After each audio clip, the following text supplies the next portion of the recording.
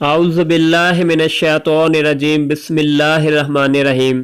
السلام علیکم ناظرین، میں ہوں محمد الیاس اور آپ دیکھ رہے ہیں الیاس نالج 482۔ ناظرین، آج کی ویڈیو میں آپ کو خرگوش کے چھوٹے بچے دکھاؤں گا اور یہ بھی بتاؤں گا کہ خرگوش کے چھوٹے بچے کس شیپ کے، کس شکل کے ہوتے ہیں۔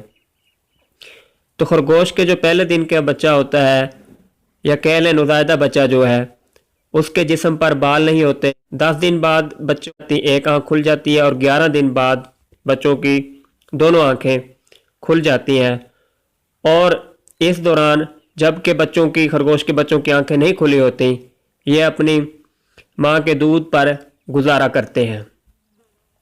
زیر نظر ویڈیو میں آپ کو مختلف رنگ کے بچے نظر آ رہے ہوں گے، جن کی عمریں 10 دن سے لے کر 20 دنوں کے درمیان ہیں۔